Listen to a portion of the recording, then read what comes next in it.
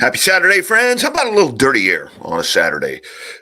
Just for fun, just to have a good time. I know I did episode 65 of Dirty Air last week. And of course, Dirty Air, a racing show, always on Thursdays and so forth. Today is just for the hell of it. Quite frankly, I knew that I was going to be out today wrapping my pipes and doing all of that shit.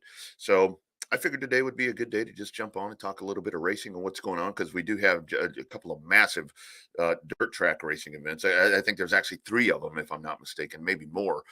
But maybe talk about that and kind of cycle over because during the week I talk about football a lot. So maybe do a little previewing right there and just get you all ready for the weekend because the weekend, if you're here in Texas, is about to get a little cold, about to get a little icy. I think that the warnings have been put out about everything that's going to be happening here. Um, I did take a trip to my local HEB last night because when we get into cold weather situations like this, the number one concern at my house is are the dogs taken care of? So people rush out to get toilet paper and do all the different things right there and do this crazy buying. I actually run out to make sure that I have plenty of dog food for our other children, our four-legged children. So that's what I was doing yesterday, and HEB was jam packed. So on the show, probably go about 30 minutes, maybe 45, depending on what all may be going on. Episode 66 of Dirty Air. This is on a Saturday. We'll talk a little bit about, like I said, the two events that are going on. You got the Chili Bowl, you got the Wild West Shootout, those happening as we speak right now. Touch on that. Probably before that, I know on the Revved Up show on Monday, or no, Wednesday, shit. Bobby and I talked a little bit about the SRX. Well, no, we actually talked about IROC. We talked about IROC there, and then I'll be damned, SRX shuts down. Touch on that. And guys, you all can be a part of the presentation right here. You can drop your comments right there. However you're watching this, it's on a couple of different platforms. So feel free to chime in right there. And I'd love to talk about this shit with you guys. Of course, if we're going to dive into football, I do want to talk about they say that things happen in threes, and things definitely happen in threes this week when it comes to legendary football coaches that have stepped away from positions that they have been in for a very, very long time. We'll talk about that. And I am also going to talk about wild card weekend, which is now changed up a little bit with weather, ironically, because weather is a deal here. But we've already had one game postponed, so now we're going to have two games today, two games Sunday, and two games Monday. So we'll touch on that, and of course, I have to talk about the Dallas Cowboys because that's my team, and love-hate relationship with that bunch right there. But I know that I know that I know what I'm dealing with. Do want to dive in right here, and I want to show you guys something. So this is when I'm talking about weather. With everything that's going to be going on here. I actually saw this. This is from a very respected media guy up in the Dallas Fort Worth area that he posted this on his Twitter page. And take a look at this right here. Hopefully, let me make sure, kind of using different platforms right here. So I want to make sure that you guys are able to see this. So, yes, it looks like you are able to see this. So this is kind of my thought with everything that is going on right now when I'm talking about weather stuff. This is on Nextdoor, which, I don't know how many of you guys and ladies are a part of the Nextdoor app, but man, I'll tell you what, if you want to know any gossip that's going on in your neighborhood, you check into that son of a bitch and you will figure out everything about anybody that's even relatively close to your neighborhood. So I'll read it verbatim, kind of hit the high points right here because I know that this may be hard to see up on the screen. So this was actually up in the DFW area. For all of you new to Texas, primarily in the DFW area, this is a PSA. May sound humorous, but it is. Realize it. There's much more truth in this than you realize. If you're new to Texas, we're about to experience Texas winter. This is 6 or 7 days of cold, maybe ice and snow. Pete Delkus, which I'm assuming that's one of the weather guys up there in DFW, will threaten snow. It may, it may not. If Pete says 2 inches, it could be 10, or it could be a half an inch. Sounds familiar. Isn't that about the way that works? Doesn't matter how much snow it is, we'll freak out because we won't see snow often. That's exactly right. I think everybody around here has a little PTSD from the snow event, and that's okay. And that's okay. Uh, the threat of snow or ice from good old Pete, and I'm not picking on Pete here. I'm just this is kind of the thought of the whole event that's going on right here. The thought from good old Pete is you're prompt to head to the grocery store and buy milk, eggs, and bread. Saw a lot of Facebook posts yesterday in my area, in different areas where a lot of those items are already gone. It doesn't matter if you need these items, it's just what we do. We go out there, everyone in town will be there. Um, what's missing there is the toilet paper thing. And the toilet paper is the one that kind of just drove people shit crazy, pardon the pun, when we had the pandemic.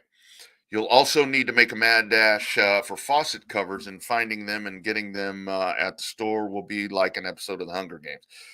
Now, I'm not laughing at that one too much because that is actually something that you should do. Um, Following that up, episode of the Hunger Games, you're in a redneck district. That's this part of DFW. I'm not talking solely to anybody else. I'm in a redneck district, so I can kind of feel this. Don't look for a sled. You won't find one.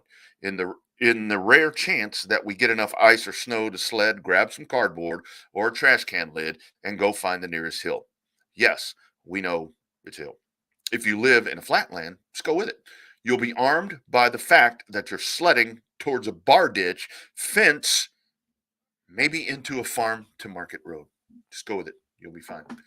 You don't have the equipment to handle the winter weather. The roads will be a mess, even though the state has been telling you for a week they're ready.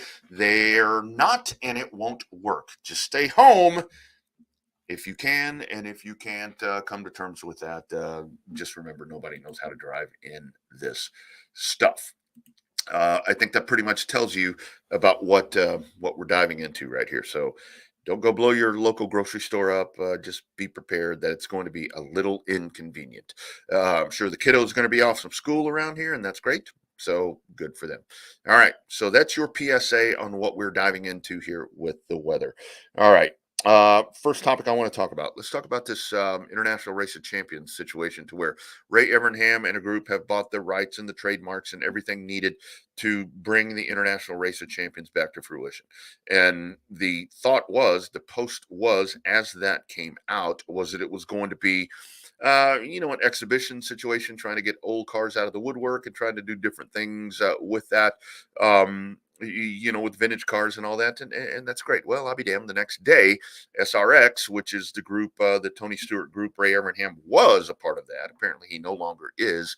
That SRX has suspended the 2024 racing campaign, which here we go again. I saw a lot of different thoughts on that, to where I've seen when certain racing series or certain racetracks suspend campaigns to where it's all out mayhem and you want to have the shit that's about to happen with this weather thing. But a lot of this with the SRX suspending was like, oh, I get it. I understand. What's the difference? The tracks that were a part of that, they are now out of that date, which was probably supposed to be a huge revenue generating deal for them with that group that was coming in. But here's where I'm piggybacking these things together. I really didn't think that we needed to have, and again, I know what the release was with International Race of Champions. It wasn't supposed to be what IROC was uh, back at that point, and it wasn't supposed to be what SRX has been the last few years. You're trimming the fat. You've got one. I think we only need one of those things. International Race of Champions. I would love to see it to where it got back to what it was back at the times when we truly had the champions of, or top contenders, I guess, as it would be, from NASCAR, from IndyCar, from Formula One. You mix in some road racing guys. Nowadays, you should throw in some short track racing guys. You should throw in some dirt track racing champions, sprint car guys, the days of Steve Kinzer and all of that. I mean, you should do all of that as well. It's just really hard to have a series like the International Race of Champions now. SRX was tailored much better for that concept of what we were looking to do, or what they are looking to do now, because it was a situation where you could take some of the active drivers, put them on the tracks that short track series race on, and you could actually use them and let them go out and run that. What the International Race of Champions was in its heyday, it's just really not possible anymore. And bottom line with this is, what happens with SRX? It I saw some different stuff on social media, on Twitter, to where it's like, well, Paul Tracy is the reason that SRX cannot run anymore because he depleted a lot of their inventory. They did say it was financial. I don't think it was all his, fault. But I mean, what happens? I mean, I like the concept of the IROC with the vintage cars. I think that would be really cool. That'd be a good show. That would be something really cool, to where they're going to get out there and they're going to drive around, and you're not going to have, you're not going to have the wheel to wheel stuff that, that we see with racing. And I guess the counterpoint to that is you don't see the dam running into the back of the leader at the end and wiping the field out. In the vintage International Race of Champions, I would hope. I mean, if I had one of those cars, I don't think I'd want anybody to go in there and destroy that thing, because it's worth a hell of a lot more money parked than it's going to be sitting, up in turn 4 at Stafford destroyed. So I don't know, curious thing right there. I think we do need just one of those type of series. There are plenty of other series that I think can satisfy our appetite for racing at various points of the season. We see a lot of times to where you get guys that may have stepped away from the Cup Series or stepped away from IndyCar racing, that float over and do different things. I mean, you're watching right now with the Chili Bowl, where you've got guys that kind of float around and do all of that. So I think that satisfies a lot of the appetite for folks to get to see some of those mainstream drivers, if you want to call them that. So, like the IROC vintage thing, SRX, man, I hope that thing fires back to life. But I think it's a situation to where once it closes down, it's going to be really hard to build that thing back up. There's a separation right there. Like I said, Evernham was a part of, obviously, Evernham's roots are with the International Race of Champions, with Jay Signori and all of that. I mean, that's very well documented. That's very near and dear to his heart. So I like what he's doing with that, purchasing the trademarks and the rights and all that shit to be able to use that. So I think that's something really cool for him, which he's a very important figure in motorsports. So I like that part. I just think that SRX may have run its course. And the other part of that, I mean, you look at one of the major cogs in the wheel right there is Tony Stewart. Tony Stewart's got a hell of a lot of other shit that he's worrying about right now. He's going to be behind the wheel of one of those top fuel dragsters. He's planning to start a family. So I would think that SRX is something that maybe is just run its course, and it's unfortunate, because it was pretty interesting at first. Now you've got that fleet of cars, you've got all of that. What happens to them? Timing. Pretty damn good. All right, a couple of good events that are going on right now. I think the Chili Bowl, I think they're into the alphabet soup today. I believe that's supposed to fire off probably about 14 minutes in right now is when all of that was supposed to fire in. So it's going to be a big night there in Tulsa as they get all of that raced out. I've been checking in with that on Flow, and hats off to Flow, man. Gotta love Flow. I tell you, with the marquee events that they cover, you can turn on Flow any day of the week and there's shit going on, and that's great. But having the Chili Bowl, having the Wild West Shootout, that's a lot right there to consume. That's a whole heck of a lot right there to stream. Remember the word stream. I'm going to talk about streaming before we're done with this little montage that we're doing today, Dirty Air Saturday. Got to tell you, the fact that I have been watching most of those, I think I've been a little more intrigued, actually a lot more intrigued, to be honest with you, with the Wild West Shootout. I think a lot of that is, as time has gone on, I've really found a pretty good fascination with those dirt late models.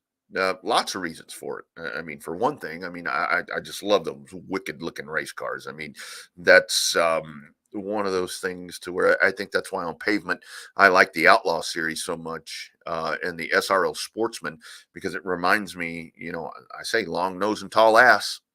Um, that's really about the only way that I can explain it. And with those dirt late models, I mean, even with the crates and even with super late models, open motor late models, it's something that I'm really digging a lot. And I have been a little more intrigued by the Wild West Shootout. I mean, not to mention, I know, a few competitors in that. I mean, you had one hell of a, I got to tell you, if there's any other day that you want to look at, I mean, last night, I know on Friday night, I mean, it was just, you had a 30-lap feature race right there, and you had Bobby Pierce winning the main event right there. Garrett Alberson, man, he's got all kinds of ties right here to a lot of good friends here in Texas. How about right there, the run for the 58 car? Kate Dillard comes home third, followed by Shannon Babb. Fifth place spot, my man Kyle Larson goes over to the Wild West Shootout there after one hell of a Thursday. Mike Marlar, Brandon Shepard, Tyler Erb, Stormy Scott, and then Drake Troutman. That was your top 10 last night over at the Wild West Shootout. And sorry, that was a hell of a lot more intriguing to me than the Chili Bowl. I get all of that. I posted this on Twitter, and I think the response maybe wasn't the best. Where I said that the Chili Bowl is still a great event. I mean, you see a lot of run with it. You see a lot of folks really excited about it, and it should. I mean, it's really cool. It's done at a great time of the year to where you're able to draw in, some names right there. But Chili Bowl to me is kind of it's pretty proud of itself right now. And I know there was some conversation a while back about the pay in that, and with Larson going back and so forth. I know that was a big deal because he was one of the outspoken guys with that, to where the pay, we can talk about it, in different genres of racing and different big events, to where the pay doesn't really. For the magnitude of the race, the pay doesn't really do what it should be doing for the racers and the teams. But the Chili Bowl still is just a great event, and there are a lot of folks that go there and they have a lot of fun. And hey, let me tell you something.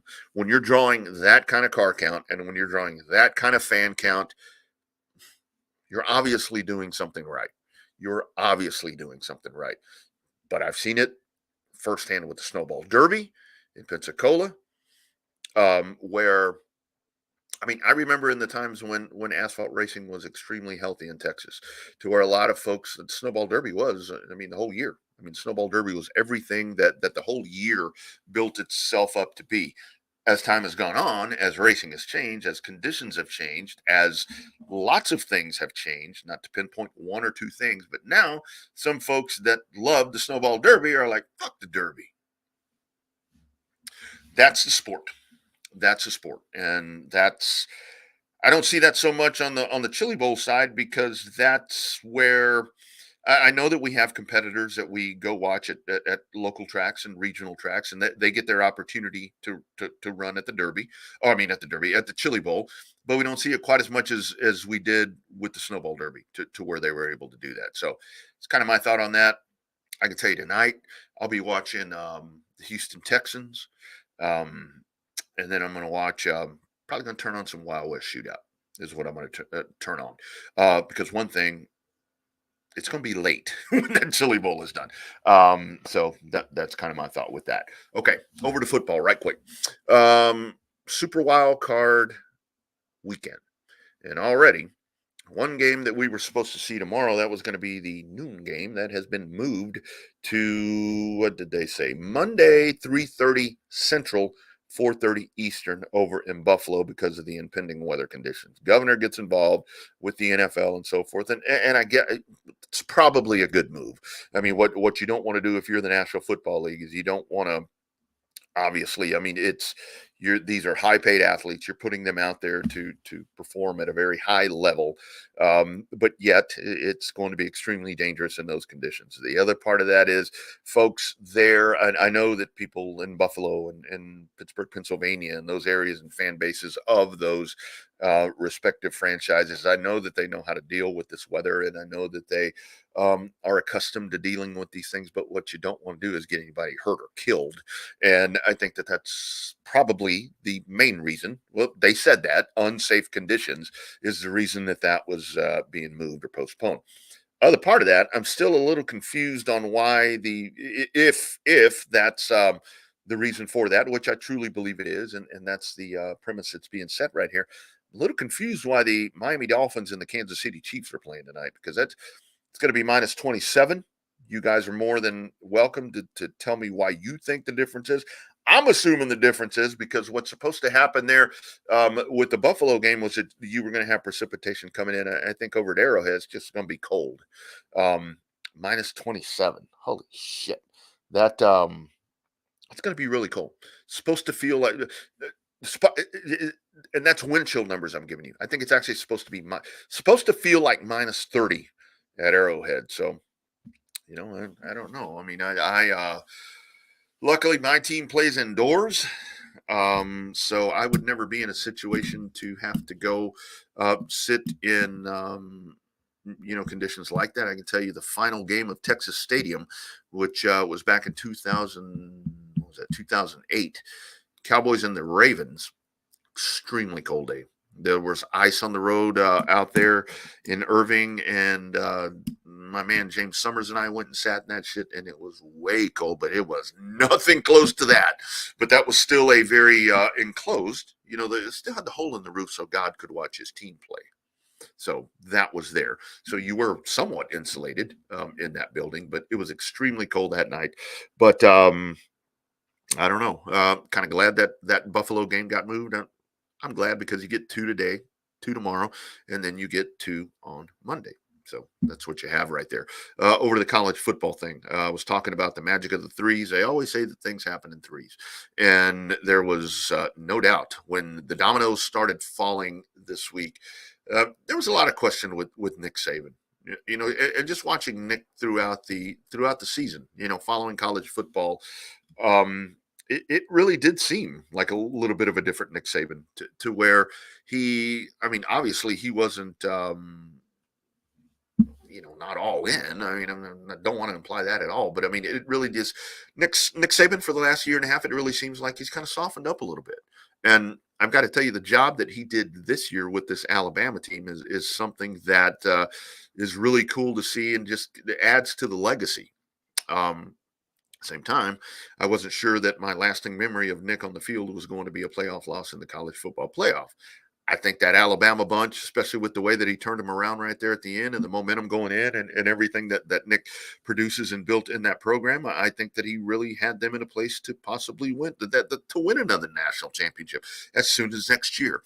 I know that NIL, I know that all of this, we get the comparison here in Austin all the time where people are talking about, do you want to live in Austin? Do you want to live in Tuscaloosa? Austin money versus Tuscaloosa money. You know what?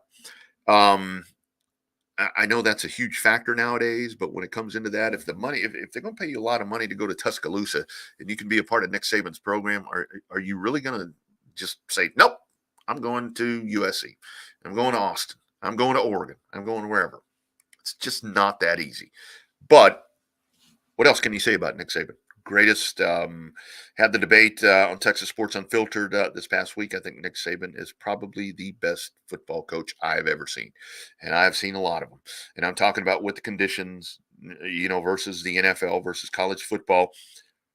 The NFL, you more or less, you don't quite have the turnaround that you have in college football. At some point, those kids are going to graduate. I know now with the transfer portal and NIL and all of that happening, they come and go a hell of a lot quicker when they used to hang around for 4 years. You just reloaded. Nick Saban said it the best. If they lost a player, they just shit another one out. And there's no doubt about it. That's what they did in Alabama. Saban goes down. Pete Carroll goes down. Not the biggest fan of Pete Carroll. Not a lot of things maybe Pete has done that, I don't agree with or that, whatever. Now, the ironic thing is all that shit's totally legal now in college football, or for the most part. But to lose Pete Carroll, look at this dude's resume. A couple of national championships at USC, Guy's got a Super Bowl win in Seattle. Jeez, that right there, you can't argue with that. Go back and think about that Texas National Championship game. Lindell White makes that first down. We are talking about Pete Carroll in a whole different sense, and I'm bragging about him now. Imagine if that would have happened. Damn. And then you have Big Bill, Bill Belichick. Oh man, that one not so surprising. Kind of saw that one coming. Since the split, you knew that it was going to be the end of the road for Bill.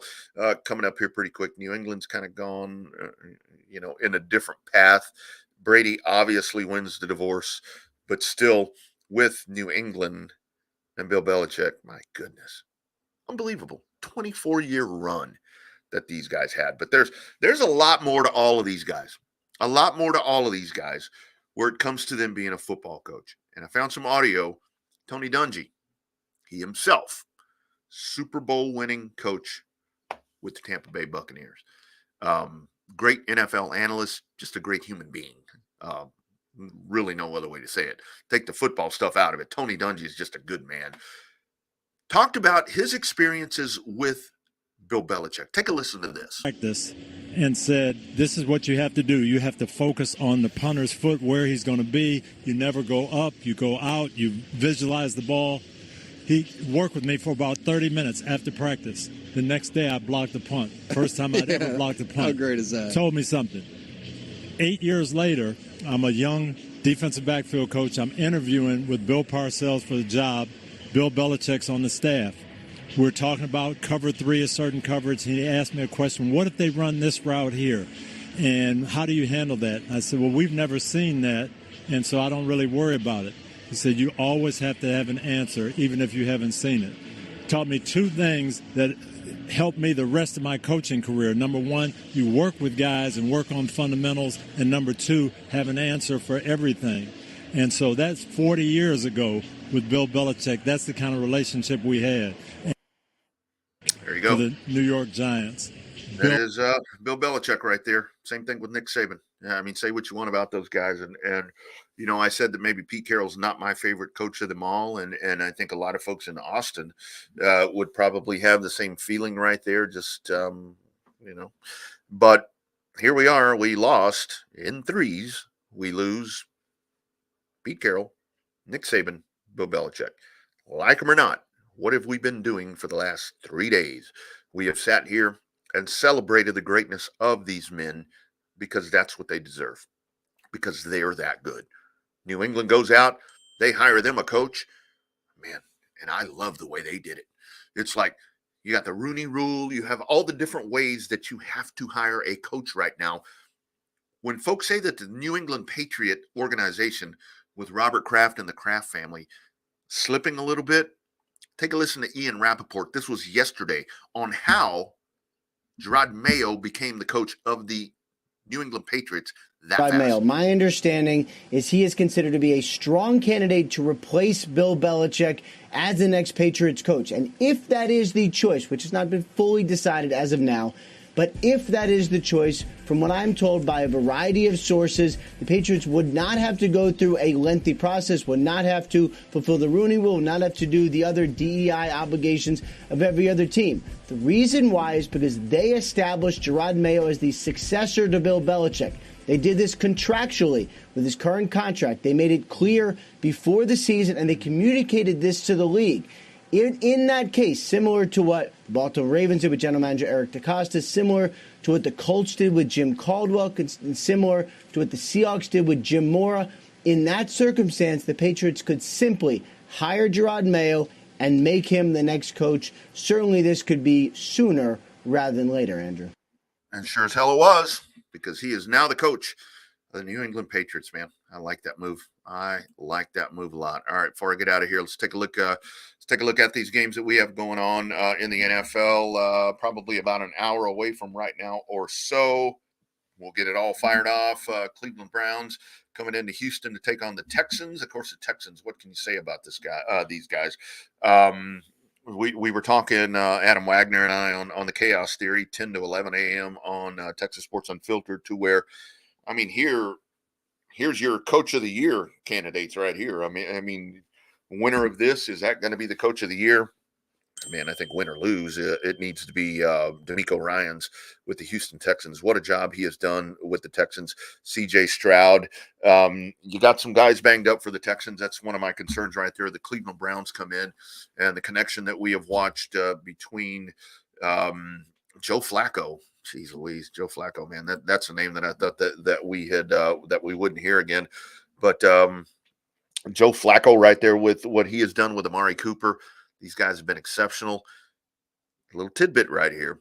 Joe Flacco has never lost a wild card game in the NFL, and he's been in 5 of them. He's been in 5 of them. Houston's got some injuries. They're going to lean on C.J. Stroud. They're going to lean on Nico Collins. Those guys were exceptional last week. This is going to be a great battle right here.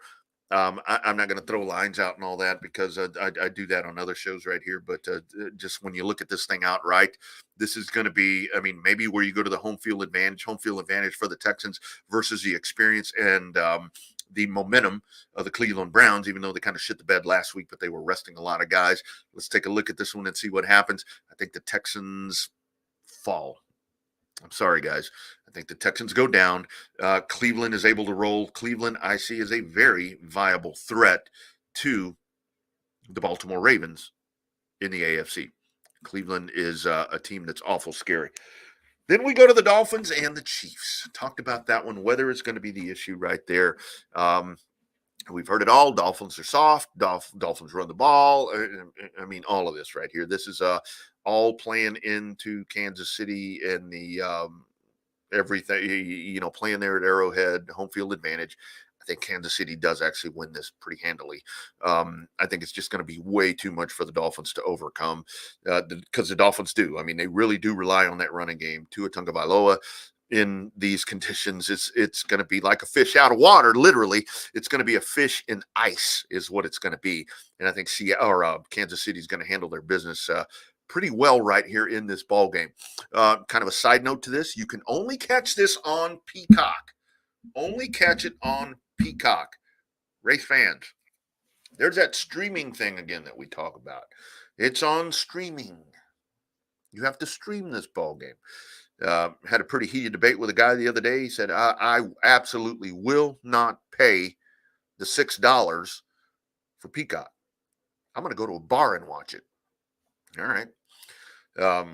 Have fun with that. If I go to a bar and watch it, I'm going to spend a hell of a lot more than $6. I think most of us probably have Peacock already because that's really good content. I mean, that Lost Speedways, guys, that one in and of itself is worth having Peacock. But it's not that big a deal. I see a lot of outrage with this whole Peacock game. Thursday Night Football has been on Amazon Prime all fucking year, so we're kind of accustomed to this. It's part of what we do. I was talking about 2 big races that I'm going to be checking in with tonight. So I'm going to not only be on the Peacock, I'm going to be checking in on Flow, which is also streaming. I know the price of Flow is great, but $6 is pretty good to go ahead and watch the Miami Dolphins and the Kansas City Chiefs tonight. So, I think it's just one of those things to where it's just something different, something we're not accustomed to, but just, man, just watch the damn game. Steelers and the Bills were supposed to play tomorrow at midday. Of course, that has been moved. Then we go to the Green Bay Packers and the Dallas Cowboys. Of course, that'll be the game that I'm going to be focused into the most over the weekend because that's my team, man. Am I worried about the Dallas Cowboys playing the Green Bay Packers? You damn right. The Dallas Cowboys could be playing I don't know. You pick the team. The Atlanta Falcons, the Carolina Panthers, even. And I would be worried because we're into the playoffs, and this is where Dallas shits a bit. I have heard. Obviously, we know the home winning streak of the Dallas Cowboys. We know how good they are at home, and I'm about 75% that Dallas wins this game by about 20 points. But that other little part of me, that other little scared part, is this is where the Cowboys all too often come crashing back down to earth and do the things that we've been watching for the last 28 or 29 years. And that's the part that concerns me. Not only that, Jordan Love at the beginning of the year, it's like, how good is this guy? Is he worth the shit? Kind of stumbled out of the blocks a little bit. Yeah, turns out he is really good. When I see all of these teams around the NFL that struggle trying to find a quarterback, well, man, I'll tell you what, they do something right over there with the Green Bay Packers, because you go back and you look the last 30, 33 years, whatever it's been, your quarterbacks have been in this order: Brett Favre and Aaron Rodgers. How long were they a part of that organization? Rodgers goes, I'm going to say Rodgers leaves and then loses his shit, because that guy is, God dang, yikes. What a week for him, I guess. But now you got Jordan Love, a dude that sat there, and the guy's been exceptional in the last, I think it's been last 5 or 6 games. I don't know. He's got 18 touchdowns. Aaron Jones, you get Aaron Jones healthier out of the backfield again. Last few weeks, that Dallas defense, it's often vaunted with that front four and with Micah Parsons over on the edge. They've been very susceptible against the run. That scares me. But at the same time, Dak Prescott and his weapons, you've got a secondary with the Green Bay Packers that you can absolutely shred. You've got injuries there. Keyword, can. Other part, will they? And this is when the Cowboys don't do the things that they should do. That's what worries me. Who's a better team? Dallas, by a fucking mile. But do the Dallas Cowboys become the Dallas Cowboys again? That's what worries me. I'll still say Dallas wins this game. Dallas is going to win by 7. I'll say Dallas is going to win by 7, but it's going to be a nail biter. It's going to be a nail biter. It's that other 25% that I was talking about, that 75% that I'm all excited about. It's that other little bit that is going to bring itself to fruition. Rams and Lions. This is going to be fun. Here we go. Jared Goff, Matt Stafford going home, Matt Stafford going home. Ooh, man. Hey, look, both of these guys, that trade worked out great for both of them, especially for Matt Stafford. And I'm glad that it worked out for Matt Stafford, because all of the years he got his bell rung and got his nuts kicked in Detroit, he deserved to go to a situation to where he was going to be able to be a part of a championship winning organization, a championship part of a team that was going to happen fast. Matthew Stafford's been in this league for a long time, and Matthew Stafford took his lumps and was dedicated to the Detroit Lions. I will say the move of the Detroit Lions to allow him to go to the Rams, to orchestrate that trade in something that was going to benefit them, being the organization, being the Lions, that was going to benefit them less. That was a much better situation for the Rams with what they had coming in, and it produced it. Same time, people laughed Jared Goff out of the league. What has he done? Had a pretty good year last year, and he punched a ticket, and an NFC North championship for the Detroit Lions has him sitting in a position to win, to go to round 2 for the first time since 1991. Ironically, that year, they beat the Dallas Cowboys. But we got to get this weekend out of the way. Eagles and the Buccaneers, that's going to be the late game now. The Steelers and the Bills, that's just going to be a slugfest. I think you're going to see a lot of Buffalo. Buffalo's been playing playoff football since about midseason.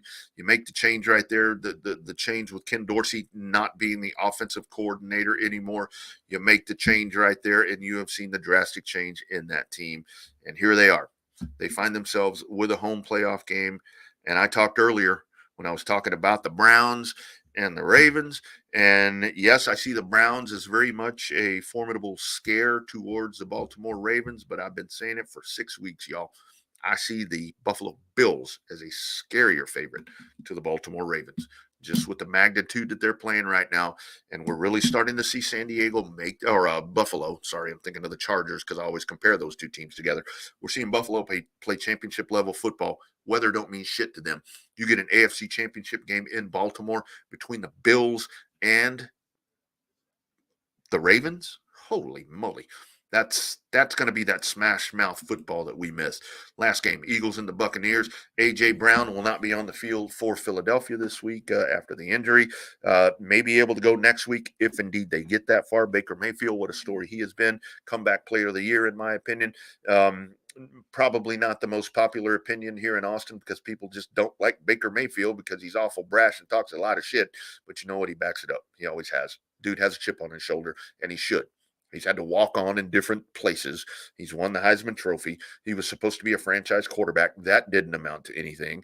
Another guy, not quite to the extent of Joe Flacco with that resume and the years that he had in the league, but that's a guy that you'd run him out of the league. Boom, here he comes. He's gonna be a stopgap in here and take over for Tom Brady. Not only has he been a stopgap, I think this team is actually better than it was last year when Tom Brady took Tampa Bay into the playoffs against the Dallas Cowboys. What happened in that wild card round? They got destroyed. Baker Mayfield has done one hell of a job, and he's working himself in. If Tampa Bay doesn't pay him a pretty fat deal here in the offseason, somebody's going to, because there's a lot of places where he can go and do what he has done for Tampa Bay. I mean, Pittsburgh, Denver, you pick them. There are so many spots where Baker Mayfield can go do what he has done for the Tampa Bay Buccaneers. That being said, Tampa Bay is going to knock off the Eagles, and I'm going to be so happy. I'm going to be so happy to see that. Just not a Philadelphia guy, you guys know that.